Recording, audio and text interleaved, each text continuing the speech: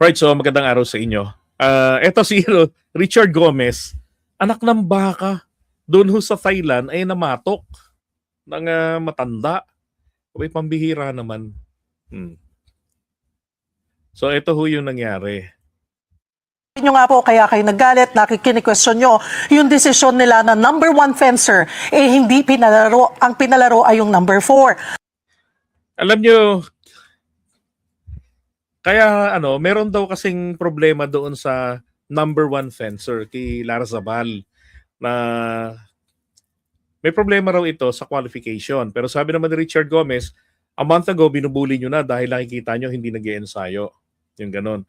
Pero naman ako, nagko-compete din ako dati. Nag-compete din ako sa UAAP, Richard Gomez, hindi naman ganyan kainitin ang ulo niyan dati. Sa Amoranto Stadium, magkatabi lang ang gym namin ni Richard Gomez. So, siya sa fencing at siya yung pinakamatangkad sa kanila nun sa fencing club.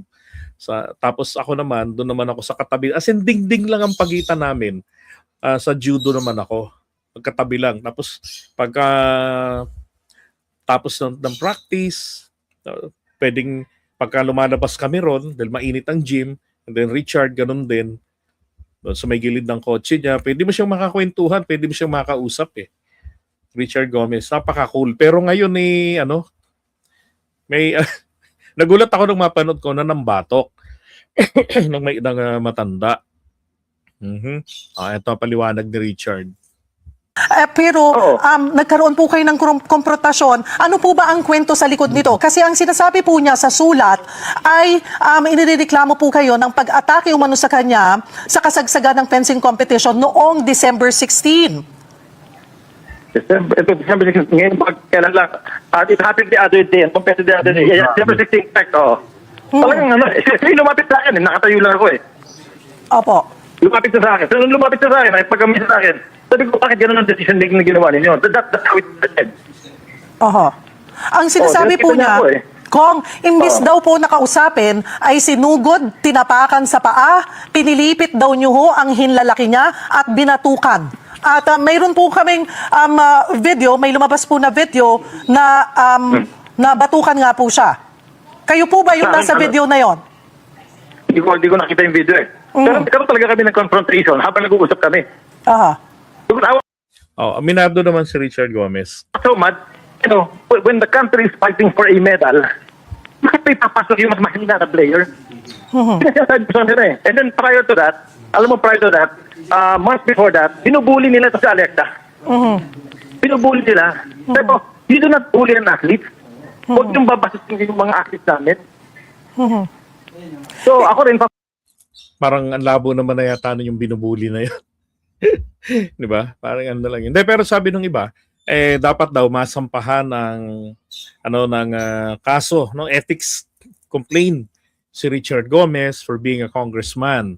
Well, ang totoo, tama yung sinabi sa GC, sabi ni Sir Carlos Maglasang, wala namang nalabag na batas, no? Si Richard Gomez. Ang batok, palag nalabag ng batas. Thailand yan So for physical, sa Thailand court, pwedeng magsampa ng kaso etong binatukan niya. Pero linawin ko lang, hindi dapat nauwi sa pambabatok, hindi dapat nauwi doon sa ginawa ni Richard Gomez na yung kamay ng matanda pinilipit, piniga pa niya. 'Di ba? Hindi niya dapat sinaktan, hindi niya naapakan yung paa. Hindi dapat gano'n. Masyado na siyang Sir Carlos, masyado na siyang spoiled brat si Richard Gomez. Nagkaroon lang ng Lucy Torres. Maangas na. Pero nung sinuntok siya ni Robin, bulagta. 'Di ba? Hindi lang naman ngayon na nagpakita ng ganitong kayabangan si Richard Gomez. 'Di ba? Pero again, hindi dapat siya nananakit ng kahit na sino. Pinagmumura pa niya. Diba? At hindi rin niya itinatanggi. Hindi rin siya nag-apology doon sa ginawa niya ron sa matanda. Diba? Mali. Official si Richard Gomez ng Fencing Association. So, pareho sila So bilang siya ay bilang atleta at bilang kongresista, atletang opisyal ng kanilang samahan ang naging papel diyan ni Richard Gomez. 'Yun ang kanyang official function, official title kumbaga. So yung kanyang official entity diyan sa SEA Games na kung saan yung anak niya isa rin sa mga sa mga players. Kaya hindi siya hindi siya pwedeng makasuhan sa ethics committee, hindi rin po siya pwedeng mademanda ng kahit na slight physical injury. Pero in the court of public opinion, guilty ka, beyond reasonable doubt, Richard Gomez. Pero palagay ko kung tatakbo kang pagka-senador, makaka-apekto ito. Pero wag naman sana na mangas ka pa. Wag mo nang dagdagan si Robin Padilla. Pero doon sa kanilang teritoryo, nako, ewan ko lang sa inyo kung anong hatol nyo dito kay Richard Gomez. Okay? Yabang nakakainis.